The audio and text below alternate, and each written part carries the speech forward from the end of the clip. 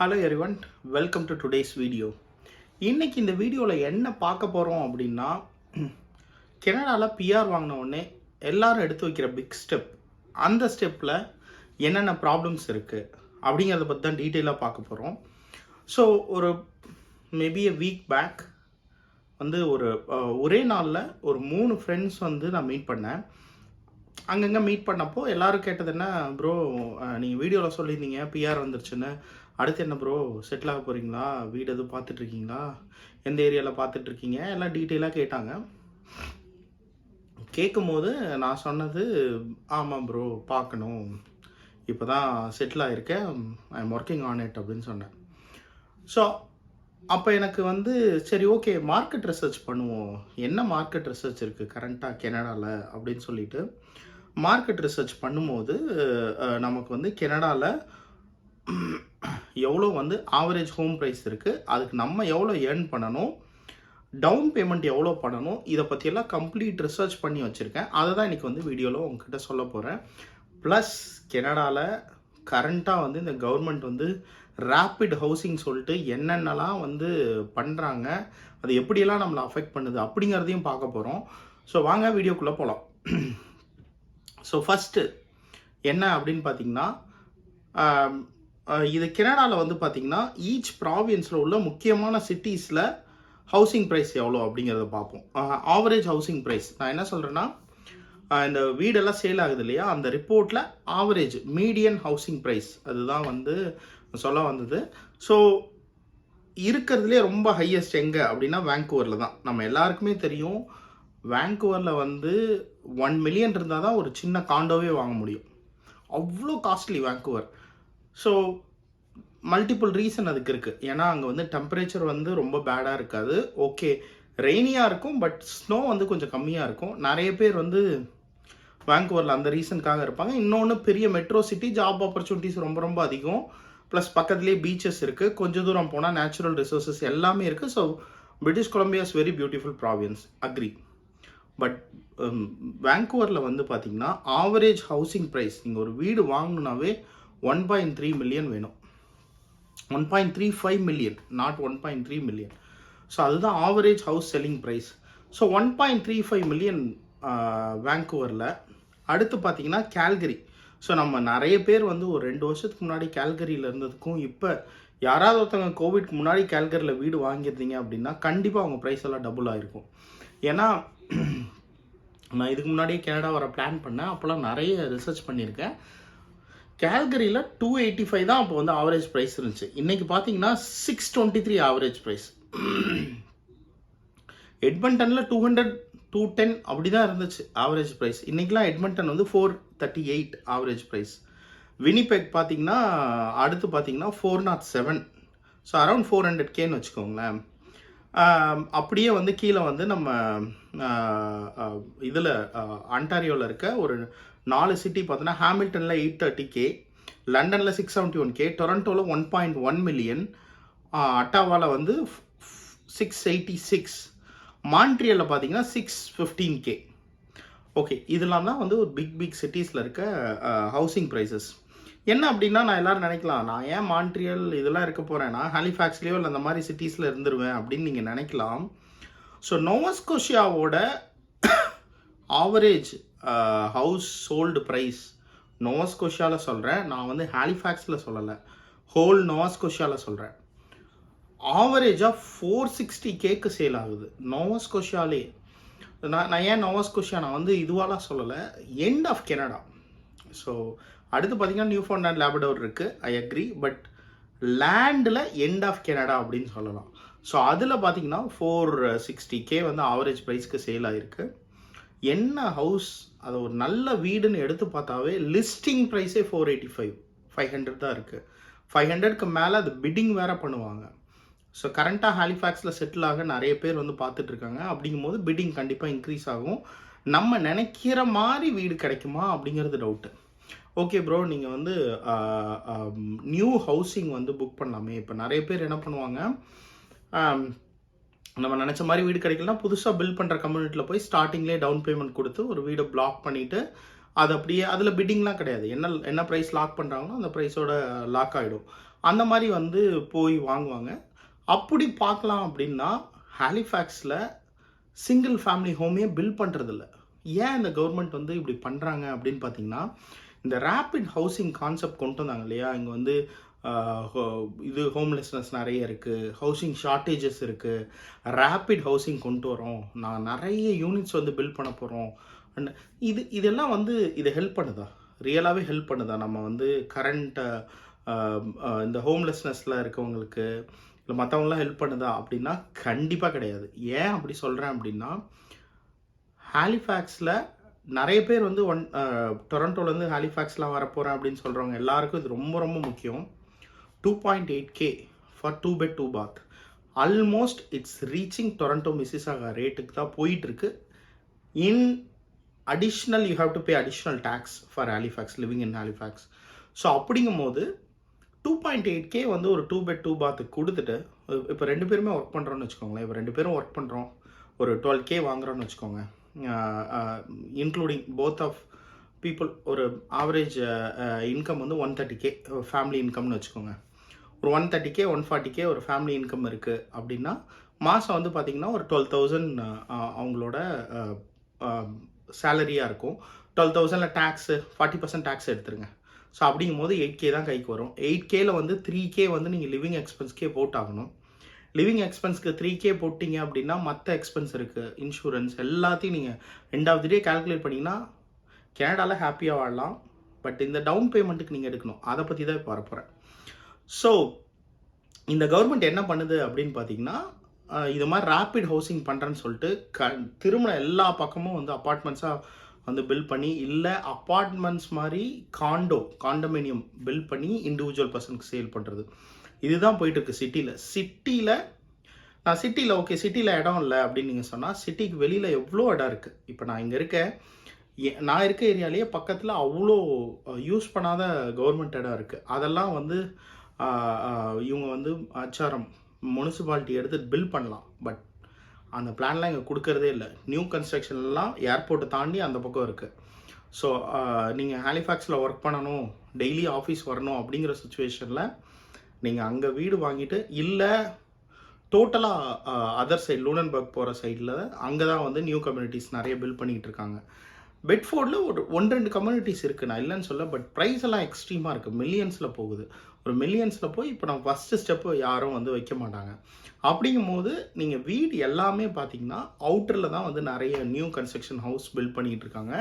சிட்டிக்குள்ளே இருக்க ஹவுஸ்க்கு வந்து நீங்கள் போய் காம்படிஷனில் போய் இருந்தீங்கன்னா கண்டிப்பாக வந்து உங்கள் ப்ரைஸை வந்து ஹை பண்ணி விட்ருவாங்க. ஓகே, இதெல்லாம் வந்து ஒரு பக்கம் இருக்கட்டும். இதெல்லாம் வந்து லோக்கலில் இருக்க ப்ராப்ளம்ஸ். இதே தான் எல்லா சிட்டிலையும் இருக்க ப்ராப்ளம்ஸாக இருக்கும்.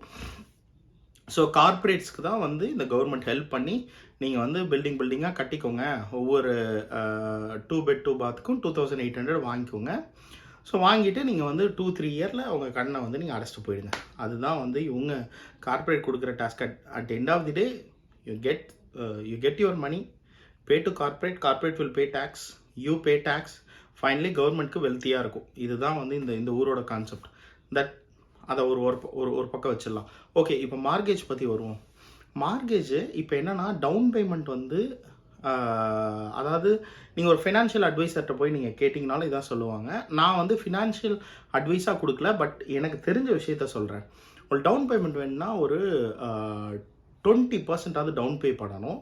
ப்ளஸ் ஒரு 5% உங்கள் கையில் வந்து மணி நீங்கள் தனியாக சேர்த்து வச்சுக்கணும். விச் மீன்ஸ் நீங்கள் எவ்வளோ வீடு வாங்க போகிறீங்கன்னு திங்க் பண்ணுறீங்களோ 25% நீங்கள் கையில் வச்சுருக்கணும். இப்போ எக்ஸாம்பிள் நான் சொல்கிறேன்.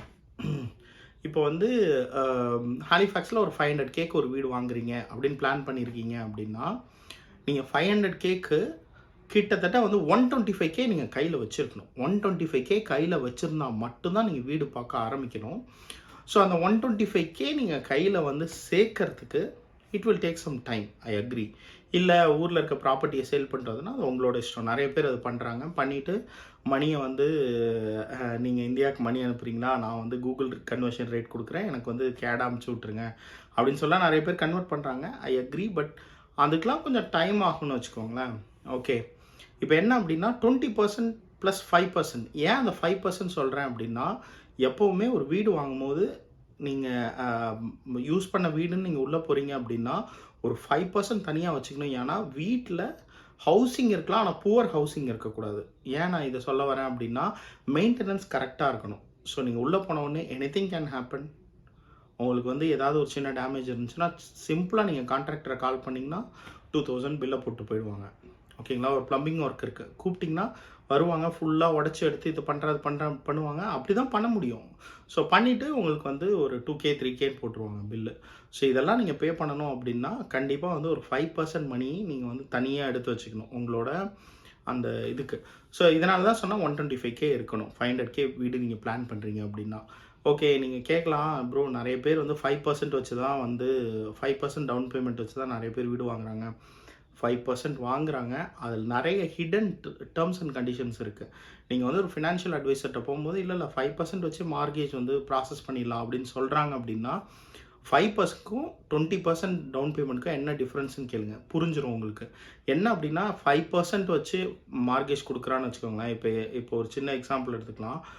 ஒரு 500K வீடு பிளான் பண்ணுறீங்கன்னா 25Kங்கிறது ஈஸியாக சேர்த்துட முடியும். ஒரு 4-5 மாதத்தில் சேர்த்துடலாம். இப்போ நீங்கள் 25K எடுத்துகிட்டு போயிட்டு நான் வீடு வாங்கணும் அப்படின்னு சொல்லி போய் உட்காடுறீங்க அப்படின்னா ஃபஸ்ட்டு உங்கள் மார்கேஜ் இன்ட்ரெஸ்ட் ரேட் ஹையாக இருக்கும். ரெண்டாவது உங்களுக்கு ஒரு இன்சூரன்ஸ், மார்கேஜ் இன்சூரன்ஸ்னு ஒன்று வந்து ப்ரைஸ் ஆட் பண்ணுவான். அது பார்த்திங்கன்னா அது ஒரு பக்கம் வந்து உங்களுக்கு ஒரு 3% 4% ஆட் ஆகும். ஸோ டோட்டலாக பார்த்திங்கன்னா at end of the day you will end up paying 10% additionally. So அதுக்கு தான் வந்து எல்லாருமே சொல்லுவாங்க, வீடு ஒரு ஸ்டெப் வைக்கும் போது பார்த்து வைக்கணும். ஓகே, இப்போது நீங்கள் வந்து வேங்கூவரில் ஒரு வீடு வாங்குறீங்கன்னு வச்சுக்கோங்களேன். இப்போ நான் ஹாலிஃபேக்ஸ் பற்றி பேசிட்டேன், 500K மீடியன். வேங்கூவரில் ஒரு வீடு வாங்கணும்னு வச்சுக்கோங்க. இல்லை நீங்கள் வந்து டொரண்டோவில் ஒரு வீடு வாங்கணும்னு ஆசைப்பட்றீங்க. அதாவது வந்து பக்கத்தில் லண்டன்லேயோ ஹாமில்டன்லேயோ இல்லை டொரண்டோவில் அந்த அந்த சபப்லேயே வாங்கணும்னு நினைக்கிறீங்க அப்படின்னா நீங்கள் வந்து எப்படி பார்த்தாலும் ஒரு 250K கையில் வச்சுருந்தா மட்டும்தான் நீங்கள் வந்து வீட்டை பற்றி யோசிக்க முடியும். அதுவுமே வந்து எப்படி இருக்கும் வீடு, நிறைய வந்து வீடெல்லாம் வந்து நிறைய நீங்கள் பழைய வீடெலாம் வாங்குறீங்க அப்படின்னா அதுக்கேற்ற மாதிரி அந்த இன்ஸ்பெக்ஷன்லாம் முடிச்சு தான் வாங்கணும். இங்கே அது ரொம்ப ரொம்ப இம்பார்ட்டண்ட். ஹவுசிங் இன்ஸ்பெக்ஷன் ரொம்ப ரொம்ப இம்பார்ட்டன்ட். கண்டிப்பாக இன்ஸ்பெக்ட் பண்ணுறதுக்கு சில சார்ஜஸ் பண்ணுவாங்க, ஐ அக்ரி. அதை பழைய வீடு வாங்குறீங்கன்னா அதை பே பண்ணிட்டு வாங்குறது நல்லது, ரொம்ப ரொம்ப இம்பார்ட்டன்ட். புது வீட்லேயும் பார்த்திங்கன்னா நிறைய பேர் இன்ஸ்பெக்ஷன் வந்து கூப்பிட்டு இன்ஸ்பெக்ட் பண்ண சொல்லி அதில் இருக்க ப்ராப்ளம்ஸை ரெக்டிஃபை பண்ணிவிட்டு உள்ளே போகிறதும் உண்டு. அது ரொம்ப ரொம்ப இம்பார்ட்டண்ட். ஸோ இப்போ நீங்கள் டொரண்டோவில் வீடு வாங்கினா நான் சொன்ன மாதிரி கிட்டத்தட்ட 260K கையில் வச்சுருந்தா மட்டும்தான் வீடு வாங்க முடியும். $260K. ஸோ வேங்கூவரில் வாங்குறீங்கன்னா இன்னும் ஒஸ்ட்டு. கிட்டத்தட்ட வந்து நீங்கள் ஒரு அரவுண்ட் 210-220K இருக்கணும் கையில். இது வந்து நான் பிளான் பண்ணேன்னா அப்படி தான் பிளான் பண்ணுவேன். ஒரு 220K இருந்தால் தான் வந்து 270K இருந்தால் தான் நான் வந்து பிளான் பண்ணுவேன். ஸோ இப்படி இருக்கும்போது இந்த ரேப்பிட் ஹவுசிங்கிற ஒரு கான்செப்ட் வந்து கோவிடுக்கு அப்புறம் இப்போ ரீசெண்டாக ஹவுசிங் ஷார்ட்டேஜுக்கு ஆரம்பித்ததுலேருந்து எவ்வளோ ப்ராப்ளம்ஸ் வருது அப்படின்னு சொல்லி நீங்கள் எல்லாருமே கண்கூடாக பார்க்க போகிறீங்க. என்ன அப்படின்னா, எந்த ஒரு ஏற்கனவே வந்து புரோக்கன் ஆனவங்களோ இல்லை ஏற்கனவே வந்து ஹவுசிங் ப்ராப்ளம்னால வந்து இங்கே நிறைய பேர் வந்து ஹோம்லெஸ்ஸாக இருக்காங்க. அவங்களுக்குலாம் இந்த ரேப்பிட் ஹவுசிங் ஹெல்ப் பண்ண போதா அப்படின்னு திங்க் பண்ணிங்கன்னா கண்டிப்பாக ஹெல்ப் பண்ணாது. இந்த ரேப்பிட் ஹவுசிங் வந்து இமிக்ரண்ட்ஸ்க்கு தான் ஹெல்ப் பண்ண போகுது. புதுசாக வரவங்க இல்லை புதுசாக ஒரு ஊர்லேருந்து இன்னொரு ஊருக்கு வந்து ஷிஃப்ட் ஆகிறவங்களுக்கு ஹவுசிங் அவைலபிலிட்டி இருக்கும். பட் ஆனால் எவ்வளோ இருக்குன்னு தெரில, ப்ரைஸ் வந்து ரெடியூஸ் ஆக வாய்ப்பே கிடையாது. இப்போ நான் இருக்க வீடை நான் இன்னைக்கு வந்து காலி பண்ணாலுமே ஒரு $200-300 வந்து அடிஷ்னலாக அடுத்தவங்களுக்கு கொடுத்துருவாங்க. அந்த மாதிரி தான் மார்க்கெட் வந்து, அந்த ரெண்டல் மார்க்கெட் வந்து லைக் பயங்கரமாக பூம் ஆகிட்டு இருக்கு ஹாலிஃபேக்ஸில். இதுதான் மற்ற ஏரியாஸ்லேயும் நிறைய பெரிய பெரிய சிட்டிஸில் எல்லா இடத்துலையும் இதே பிரச்சனை தான் போயிட்டுருக்கு. ஒரு காலத்தில் 12 மாதம் ரெண்ட்டுக்கு எடுத்தனா 13வது மாதம் ஃப்ரீன்லாம் இருந்துச்சு 2019. நான் 2018 கேனடா வர ட்ரை பண்ணப்போ அப்படி தான் இருக்கும். நான் நிறைய வந்து அதை பார்த்தேன். ஸோ அப்படிங்கும்போது இங்கே இந்த ரேப்பிட் ஹவுசிங் வந்து எந்த அளவு வந்து மார்க்கெட் வந்து அஃபெக்ட் பண்ணியிருக்கு. இவங்களோட பிளானே என்ன, புதுசாக இமிக்ரெண்ட்ஸ், ஹை ஸ்கில் இமிக்ரெண்ட்ஸ் வரட்டும், வந்தால் அவங்க வந்து நிறைய வந்து ரெண்ட்டு பே பண்ணணும், இங்கே இருக்க கார்ப்பரேட்ஸ் க்ரோ ஆகணும். இதுதான் இவங்களோட பிளான். இந்த சிங்கிள் ஃபேமிலி ஹோம், இந்த இண்டிவிஜுவல் ஹோம் அதெல்லாம் கான்சென்ட்ரேட் இப்போ பண்ணுவாங்களான்னு தெரியல. சில பில்டர்ஸ் மட்டும் அதெல்லாம் தனியாக உட்காந்து சைடில் பில்ட் பண்ணிகிட்டு இருக்காங்க, பில்ட் பண்ணி கொடுத்துட்ருக்காங்க. ஸோ கரண்ட் மார்க்கெட் நான் வந்து இந்த மார்க்கெட் அனாலிசிஸ் எதில் பண்ணுவேன்னா WOWA.ca அப்படிங்கிற வெப்சைட்டில் தான் வந்து இந்த மார்க்கெட் அனாலிசிஸ் பண்ணுவேன். ஒரு அந்த வெப்சைட்டோட லிங்க் கொடுக்குறேன். நீங்கள் வந்து அங்கே அதில் போய் பார்த்தீங்கன்னா எவ்ரி ஜூனில் ஆஸ் ஆஃப் ஜூன் என்ன, ஆஸ் ஆஃப் ஜூலை எவ்வளோ, ஸோ வந்து மார்க்கெட் ரைஸ் ஆகுதா டவுன் ஆகுதா அது எல்லாமே சொல்லுவாங்க. ப்ளஸ் அந்த வெப்சைட்டில் என்ன அப்படின்னு பார்த்தீங்கன்னா நியூ ஃபவுண்ட்லேண்ட் லேபடோர் நீங்கள் என்ன ப்ராவின்ஸை வந்து டச் பண்ணாலும் அந்த ப்ராவின்ஸில் மே மாதம் எவ்வளோ ரேட் போயிட்டு இருந்துச்சு, ஜூன் மாதம் ஆக்சுவலாக லிட்டில் பிட் குறையுது, நான் இல்லைன்னு சொல்லலை, கொஞ்சம் கொஞ்சம் குறைய ஆரம்பிச்சிருக்கு. பட் ஸ்டில் வந்து ரொம்ப குறையுமா அப்படின்னா பெரிய பெரிய சிட்டிஸ்லாம் குறைய போகிறதே கிடையாது. ஏன்னா இன்னும் இமிக்ரெண்ட்ஸ் வந்துகிட்டே தான் இருக்காங்க. இன்றைக்கி கூட வந்து ஒரு நியூஸ் வந்திருக்கு, டெம்பரரி இமிக்ரெண்ட்ஸ் வந்து 3 மில்லியன் தாண்டி இருக்காங்க கனடாவில் டெம்பரரி ரெசிடென்ட். ஸோ கிட்டத்தட்ட வந்து 30 லட்சம் பேர்கிட்ட வந்து டெம்பரரி ரெசிடெண்ட்டாக இருக்காங்க அப்படின்னா யோசிச்சு பாருங்களேன். 30 லட்சம் பேர் டெம்பரரி ரெசிடெண்ட்டாக இருக்காங்க அப்படிங்கிறது எவ்வளோ பெரிய நம்பர்ஸ். ஸோ அதனால் வந்து இந்த டெம்பரரி ரெசிடெண்ட் எல்லாமே வந்து பார்த்திங்கன்னா மோஸ்ட்லி வந்து வீடு வாங்குகிற பிளானுக்கு போக மாட்டாங்க. ஸோ அப்படிங்கும்போது அவங்க எல்லாருமே வந்து அந்த ரெண்டலுக்காக பில்டிங் கட்டுறாங்க இல்லையா, அவங்களோட கீ அவங்க தான். ஸோ அவங்கள்ட்டருந்து எப்படி வந்து டைரெக்டாக வீட்டுக்கு வர வைக்கிறது அப்படிங்கிறது தான் அவங்களோட பிளானு. ஸோ அது இங்கே இருக்க ஹோம்லெஸ் எல்லாம் வந்து கண்டிப்பாக ஹெல்ப் பண்ண போகிறதில்ல. ஹோம்லெஸ்ஸாகவே தான் இருப்பாங்க. இந்த கவர்மெண்ட் வந்து ஸ்டெப் அவங்களுக்குலாம் எடுத்த மாதிரி தெரியல. ஸோ இன்றைக்கி கெனடியன் ஹவுசிங் மார்க்கெட் பற்றி டீட்டெயில் அனாலிசிஸ் கொடுத்துருக்கோம். கண்டிப்பாக வந்து இந்த வீடியோ உங்களுக்கு பிடிச்சிருக்குன்னு நினைக்கிறேன். இதே மாதிரி நிறைய இன்ஃபர்மேஷன் வந்து நம்ம சேனலில் வரும். கண்டிப்பாக உங்களுக்கு பிடிச்சிருந்துச்சுன்னா ஃபாலோ பண்ணுங்கள். இன்னொரு வீடியோவில் மீட் பண்ணுவோம். Until then by from Tamil.